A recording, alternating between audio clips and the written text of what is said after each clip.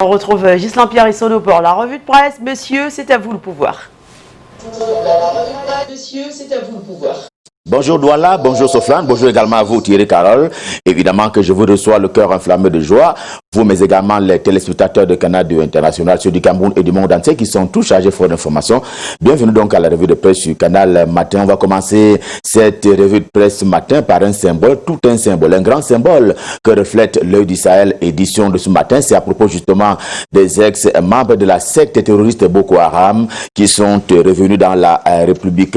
Eh bien, l'œil du Sahel qui est ce vendredi habillé aux couleurs et saveurs de Mora, où donc 109 Camerounais avaient été enrôlés dans les rangs de la secte terroriste Boko Haram et ont fini par prendre conscience du caractère dangereux de leurs activités. Ils ont donc quitté le mouvement qui fonde d'ailleurs sa philosophie sur la vie sans l'école. Ils sont revenus dans la République. En tout cas, c'est une initiative qui est saluée par l'œil du Sahel ce matin, qui encourage fortement les jeunes qui avaient été volontairement ou pas enrôlés dans les rangs de la secte terroriste Boko Haram à revenir dans la République. Laquelle République va toujours les accueillir? Dans la guerre, il n'y a pas de camarades. On le voit aussi avec la guerre qui se produit du côté du nord-ouest et du sud-ouest camerounais, pour parler ainsi de la crise anglophone. The Guardian Post, quotidien camerounais d'expression anglaise, au siège imposant compte des atrocités commises par les séparatistes, et cela dure depuis 4 ans maintenant. 4 ans de production de terreur et d'horreur. À chaque fois, les victimes sont essentiellement des Camerounais anglophones, mais le journal rassure que rien ne sera plus comme avant, du moment où les groupes armés séparatistes ont été infiltrés par le gouvernement de la République, mais également par les forces de renseignement de la République du Cameroun. On devrait donc aller décrétiendo dans les activités et les atrocités des membres justement des groupes séparatistes dans le nord-ouest et le sud-ouest camerounais, renseigne encore le journal The Guardian Post. The Post, un autre journal camerounais d'expression anglaise, trouvait du reste l'occasion de revenir sur la mort d'un détenu de la crise anglophone, ainsi libellé, mais il est mort étant enchaîné du côté de Konengi, du nom de la célèbre prison centrale et même principale de la cité capitale Yaoundé. Venons-en à présent au quotidien Le Messager de Jean-François Chanon, par devoir de mémoire, et campe ce matin sur le cas de Douala Mangabel. Cela fait plus d'un siècle, 106 ans exactement, au 8 août 2020, que celui-ci avait été exécuté par l'ennemi, c'est-à-dire le colon Rudolf Douala Mangabel, fut roi du peuple Douala pendant la période coloniale, symbole de la résistance. Il prônait la non-expropriation du peuple Douala de ses terres et autres immeubles du côté de la capitale économique du Cameroun. Mais que reste-t-il donc de ces héros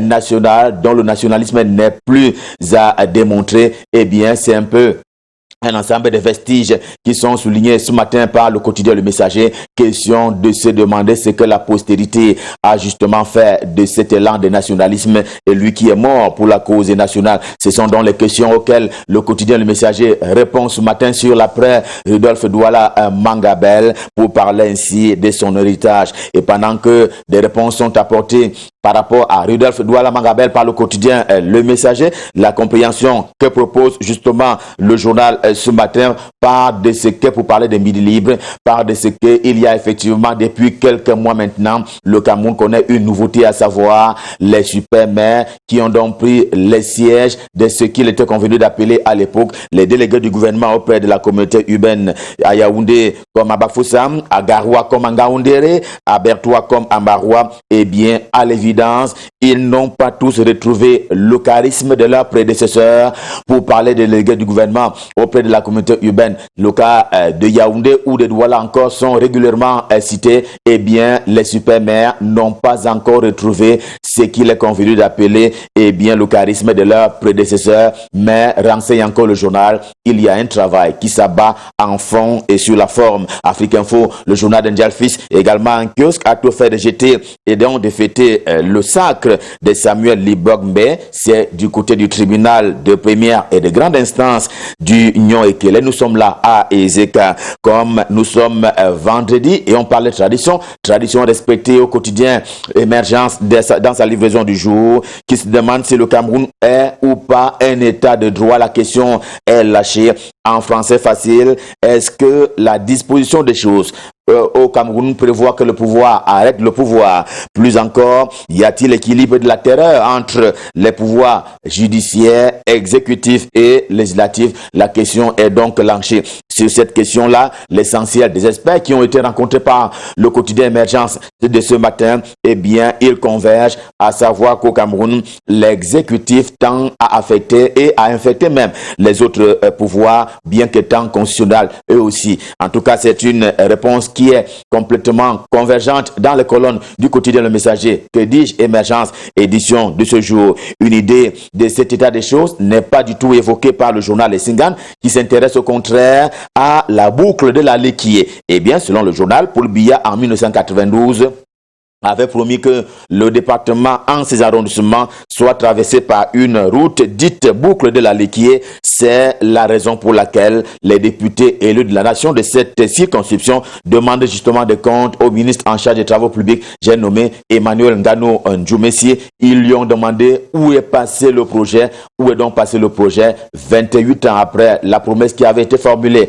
par Paul Biya lui-même en 1992. Promesse dormante, comme ça ne l'est pas pour ce qui est justement de l'annonce du programme des Nations Unies pour le développement à propos de la protection de l'environnement. En tout cas, ce matin, il y a que l'insistance est faite de cette norme désormais qui va s'abattre par rapport à l'exploitation des mines. Le Cameroun étant un pays qui regorge également des mines qui sont exploitées ou alors qui le seront bientôt. Désormais, il faudra enlever les déchets. C'est une obligation qui est faite justement aux exploitants des mines au Cameroun. Il faudra désormais enlever les déchets après exploitation, quel que soit l'endroit sur le sol camerounais, quel que soit l'endroit où vous trouvez. C'est donc un dispositif qui a été monté par le programme des Nations Unies, indique justement l'économie quotidienne dans sa livraison du jour. Le financier d'Afrique, dans sa dimension magazine, nous amène vers les douceurs gabonaises en souvenir du remaniement ministériel intervenu, rappelons-le, le 16 juillet dernier. Le gouvernement sera dirigé par une femme, Rose Christiane Oussouka Raponda. En tout cas, c'est une dame de poigne qui rappelle un peu Rose Regombe, qui dirigea la transition.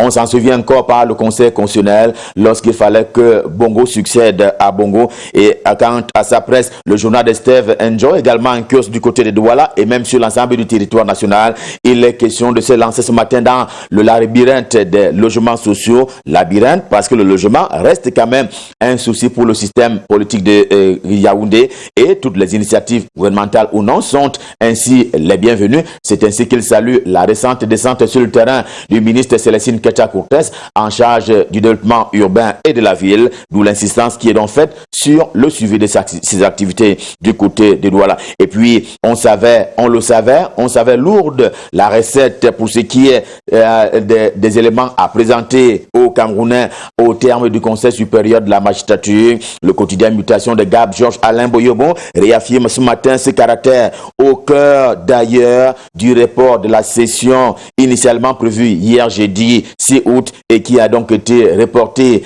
au 10 août lundi prochain. Et en fait, des conclusions sur les sanctions à administrer aux magistrats. Il fallait encore relire la mouture. C'est ce que dit le quotidien Mutation ce matin, qui martèle cependant le fait que tout le dossier a été transmis à qui de droit, c'est-à-dire au président de la République, président du Conseil supérieur de la magistrature. Info Matin, le journal de Dieudonné, un 20 ce matin, dit tenir les vraies raisons de ce report. Paul Biya s'est approprié le dossier du côté d'Invomeka, son village natal. Un tsunami arrive dans le corps de la magistrature au Cameroun, annonce encore le journal. Qui vivra verra donc. Cela est valable pour le corps de la magistrature, tout comme ça l'est pour le gouvernement de la République, pour parler ainsi de ce tsunami qui est également annoncé si jamais il y a remaniement ministériel. Et à propos de ce remaniement ministériel, il y a qu'un certain nombre d'opinions s'interrogent, amenant d'ailleurs le président de la République à l'opérer au lendemain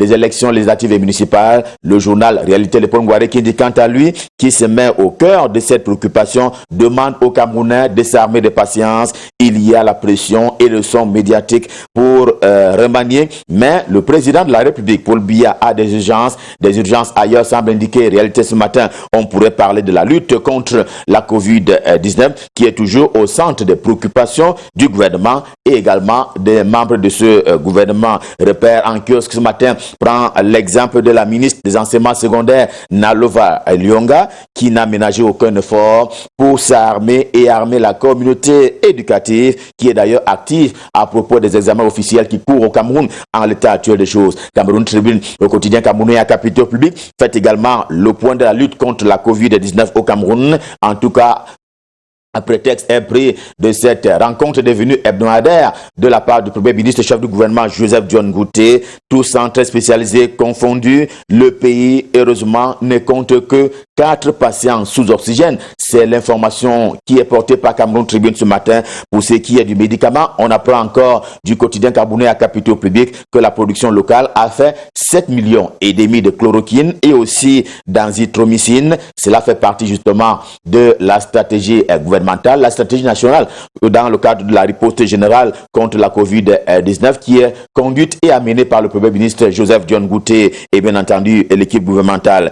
Et comme on parle de santé publique, on se serait attendu à ce que les nombreux cas de morsures de serpents qui ont été enregistrés par le passé dans la région de la Damawa, Château du Cameroun, reviennent donc au devant de la scène. Que non, c'est plutôt la question du chantier d'intégration nationale qui est passé au pain fin par le quotidien bleu le jour de jour. Combien de fils et filles originaires de la région de la Damawa co-gouvernent-ils au Cameroun aujourd'hui? Pas grand chose, pas grand monde, si l'on s'en tient aux explications du journal, selon le quotidien bleu qui met ainsi sur la table cette revendication, une revendication politique, somme toute légitime, à la veille d'un éventuel remaniement ministériel. Revue de presse Made in Cameroun, édition de ce vendredi Stop Fin.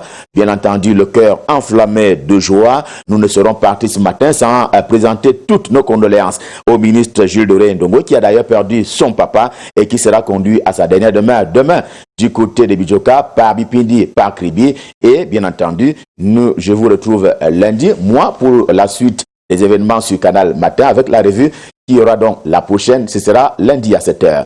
Je vais enfin m'abandonner une fois encore aux bons auspices de Thierry Carole, les Soflans qui sont du côté de Douala. Je m'abandonne à eux pour la suite et la fin de Canal Matin. C'est à vous Thierry Carole, c'est à vous Soflan, en vous souhaitant d'ailleurs par anticipation un excellent week-end. C'est à vous Douala. Merci beaucoup, M. Gisèle Pierson. De retour à Douala, nous allons donner quelques informations recueillies hors de nos frontières, mon soleil, et nous allons démarrer avec cette fin du suspense en Côte d'Ivoire. Oui, pressé par son parti, le RHDP arrive de se présenter à l'élection présidentielle d'octobre prochain. Eh bien, le président ivoirien Alassane Ouattara a finalement annoncé hier veille du 60e anniversaire de l'indépendance, qu'il sera dans la course. Après la mort soudaine de son dauphin, Amadou Koulibaly, eh bien, le président ivoirien, 78 ans, dont 9 au pouvoir, a maintenu le suspense jusqu'au bout, le suspense sur son engagement jusqu'au bout. Je suis candidat à l'élection présidentielle du 31 octobre, a-t-il finalement déclaré dans un discours télévisé très attendu par les Ivoiriens au pouvoir depuis 2011. Eh bien, Alassane Ouattara avait pourtant annoncé en mars dernier qu'il ne se présenterait pas pour un 3e mandat. Le changement de constitution adopté en 2016 lui en donne pourtant le droit à ses yeux, ce que conteste évidemment l'opposition. Henri Konan Bédier, le candidat déclaré du PDCI et RDA, voilà, affirmait déjà le 29 juillet dernier qu'un 3e mandat du président Ouattara serait illégal et que le peuple serait prêt à s'opposer à cette candidature. Alors terminons cette session avec la présidentielle en Guinée. Oui, le président guinéen Alpha Condé fait durer, lui, le suspense en annonçant avoir pris acte de l'appel de son parti à se présenter à un 3e mandat lors de la présidentielle prévue en octobre. Pour accepter cette proposition, le président guinéen pose quelques conditions devant les participants à la convention de son parti, le RPG. Alpha Condé a répondu: je prends acte certes, je vous ai entendu, mais si vous voulez que j'accepte votre proposition, il faut que je sois sûr que vous vous engagez à ce que le RPG soit ce qu'il était au début, c'est-à-dire un parti qui n'oublie personne. Donc, le suspense continue, même si pour les inconditionnels, il n'y a pas l'ombre d'aucun doute. Alpha Condé sera candidat pour un nouveau mandat. Je rappelle que les élections en Guinée, l'élection présidentielle est prévue. L'élection présidentielle est prévue le 18 octobre prochain. Donc, dans presque 3 mois. Ouais, dans presque 3 mois. Voilà. Allez, merci beaucoup, mon soleil. Ça a passé de 16 minutes et à l'instant, nous allons faire un coucou à une grande dame, une femme de cœur, une femme charismatique qui a mis son cœur à l'ouvrage pour donner encore de belles couleurs et surtout apporter de la beauté du côté de Berthois 2. Oui, à Berthois 2, là-bas, nous allons souhaiter un joyeux anniversaire à cette femme charismatique, eh bien, Madame le maire, Madame Djoka Nassi Clarisse, Madame Djoka Nassis Clarisse, vous êtes le maire de Berthois 2, vous avez 1 an de plus ce matin. Eh bien, joyeux anniversaire à vous. Un autre garçon pétri de talent, sympathique et très joyeux qui a 1 an de plus ce matin, du côté de Mendon Yaoundé, eh bien, la famille Nkolo est très heureuse d'annoncer l'anniversaire de leur petit frère, eh bien, le jeune Nkolo Wassi Jordan Landry. Nkolo Wassi Jordan Landry, eh bien, mon très cher, vous avez 1 an de plus ce matin, joyeux anniversaire, restez sage, mais surtout respectez les grandes sœurs autour de vous, parce que c'est capital de pouvoir donner de l'amour à la famille. Quand on a le Benjamin, on a beaucoup de choses à faire. Joyeux anniversaire, Landry. Il est 7h, passé d'un peu plus de 17 minutes, et nous allons maintenant nous intéresser à une page de publicité.